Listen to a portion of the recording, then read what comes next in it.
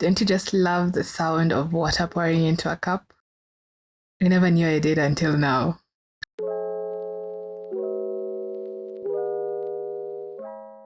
Hi, and welcome to this week's edition of finding out what Chenna drew this week.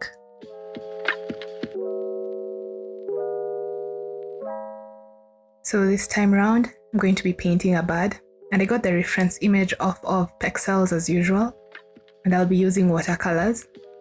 My favorite stroke only set are the St. Petersburg White Nights watercolors, and I've had them for over 2 years now, and I really can't complain about them, mainly because I've not tried others, other than the cheap ones that I started out with. So of course I started out with a sketch, and I don't know how you guys normally do it. I know that there's this method of sketching out your reference image where you use transfer paper, but I normally find it to be kind of messy, so I chose not to do it.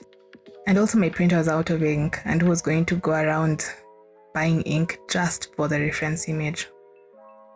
Though I did end up buying ink later on, so I guess that paid off.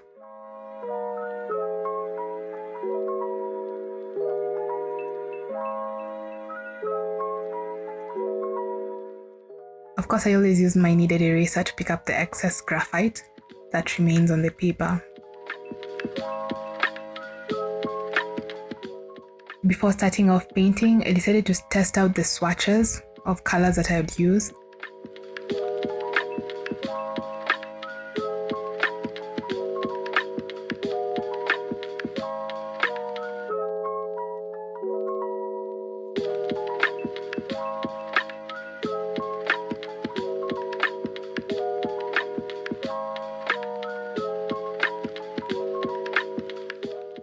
Now, I know you might be thinking, what kind of juju is this?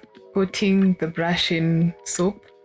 But in the past, I have destroyed a couple of brushes by just dipping them directly into masking fluid.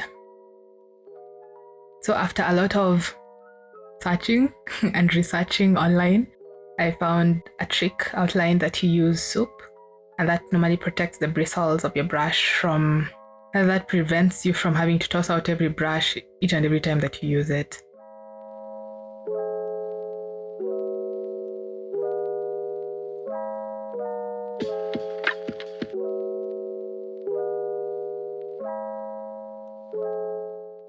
And remember to wash off that brush once you're done. After protecting my whites, I decided to start out with the wet on wet technique, which is a technique that I use the most in most, if not all, of my paintings, especially for the fast underpainting. I know the term underpainting is used mainly in oil paints.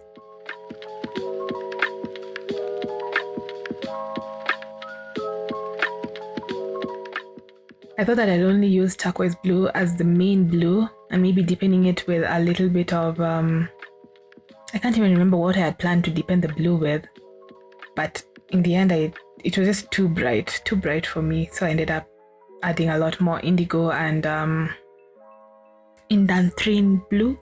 Indanthrene. I'll write the term down here on the screen.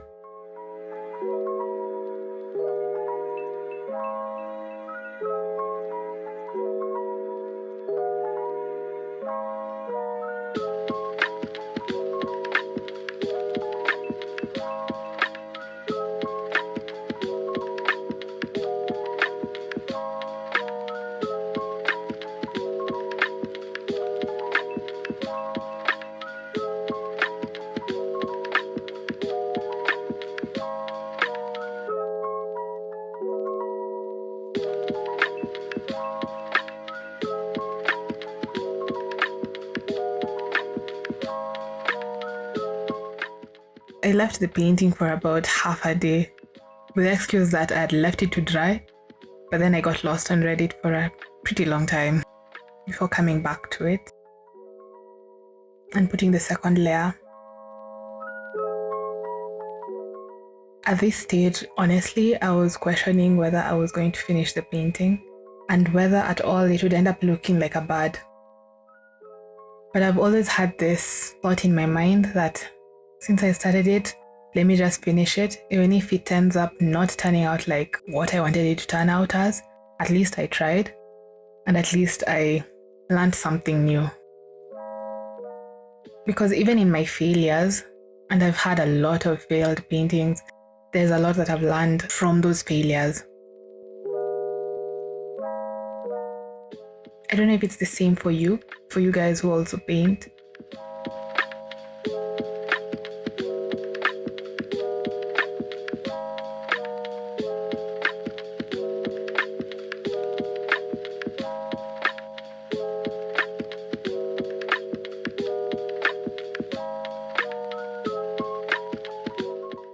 This is where I also decided to add the raw sienna as I was painting. Though when I started out, I didn't plan on using it. I guess it just shows how maybe the idea that you had in your mind doesn't normally necessarily end up being what you end up with. That's a long, convoluted sentence. Anyway, I'll stop talking too much and let you enjoy watching the video. But of course, I'll still jump back in later on.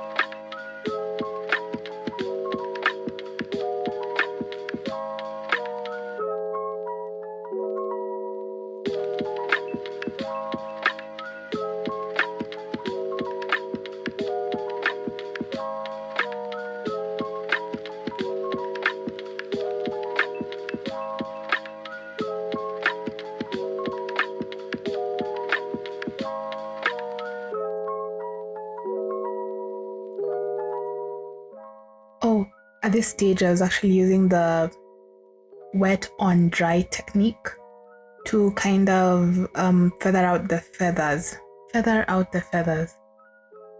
Yeah, to kind of feather out the feathers.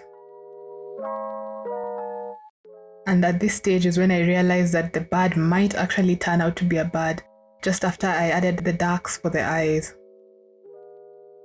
Just a tip, I never use the black from the palette as my black when I'm painting because I find it to be kind of flat.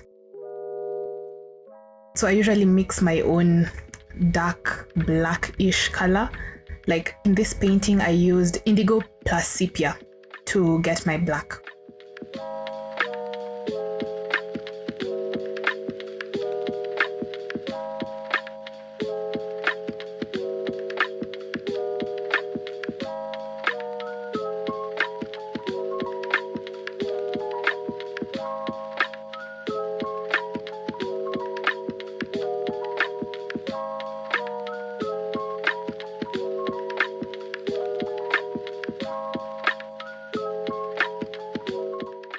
With the watercolor, I really love layering the paint, sometimes with the intention of hiding the mistakes that I did when I started out. But somehow it always works out in the end. No, oh no, actually that's a lie. It doesn't always work out in the end.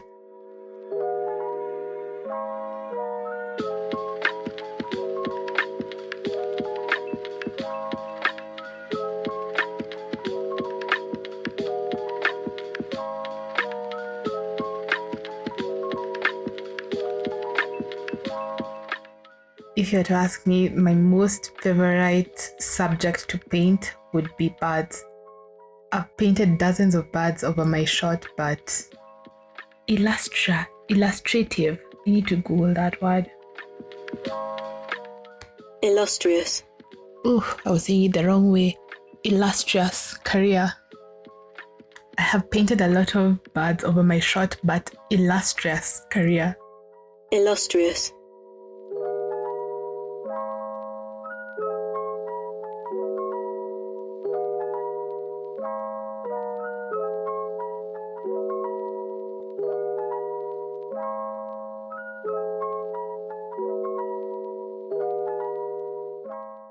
Every time I have a long day at work or just in whatever I'm doing, I normally come back and paint a bird.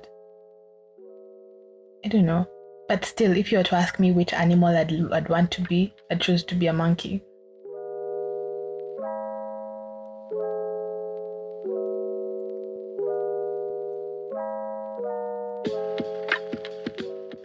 Anyway, please don't comment on the state of my water. I'm always too lazy to go and change it. Though I know you should always use clean water as you're painting, or rather 2 containers of water. But,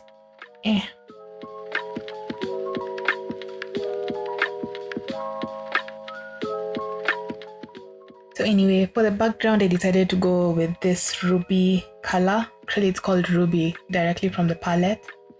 And I chose that color by going into Procreate with my reference image and deleting the background, the original background, then painting it over with some reddish color, and that's the one which I had in mind. I wanted to test it out first of all to see whether it would look okay or not.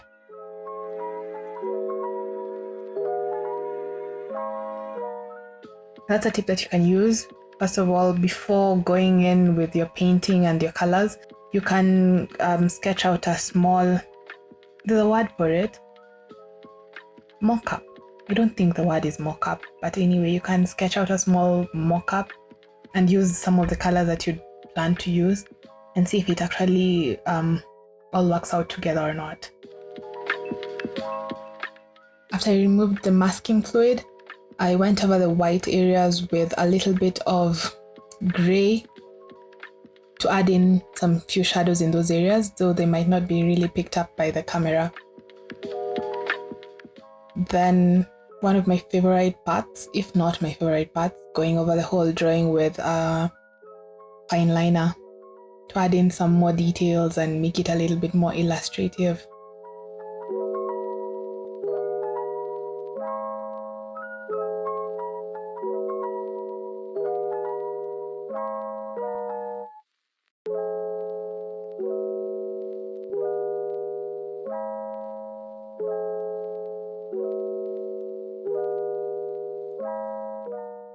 I hope you enjoyed watching it as much as I enjoyed drawing it.